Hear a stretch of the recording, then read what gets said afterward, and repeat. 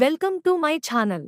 సింహద్వారానికి ఈ మూట కడితే వాస్తుదోషాలు తొలగిపోయి ధనలాభం.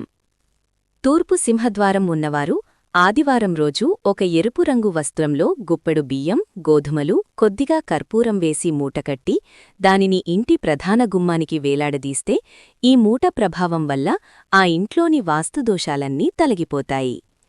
పడమర ఫేసింగుంటే శనివారం రోజు నీలం రంగు క్లాత్లో గుప్పెడు బియ్యం, అంతే బరువున్న పత్తిగింజలు, కాస్త కర్పూరమేసి మూటకట్టి దాన్ని గుమ్మానికి వేలాడదీస్తే ఆ ఇంట్లోని వాస్తుదోషాలన్నీ తొలగిపోతాయి. ఉత్తర సింహద్వారం ఉన్నవారు బుధవారం రోజు ఆకుపచ్చరంగు వస్త్రంలో గుప్పెడు బియ్యం, గుప్పెడు పెసర్లు, కొద్దిగా కర్పూరం తీసుకుని మూటకట్టాలి.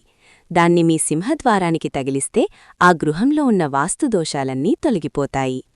దక్షిణ సింహద్వారం ఉన్నవారికి ఆరోగ్య సమస్యలు రాకుండా ఉండేందుకు మంగళవారం ఉదయం 6 నుంచి 7 గంటల మధ్యలో కలబందను తలకిందులుగా వేలాడదీయాలి. అలాగే ఎరుపు రంగు వస్త్రంలో కేజీ పటిక బెల్లాన్ని ఉంచి మూటకట్టి గుమ్మానికి వేలాడదీయాలి.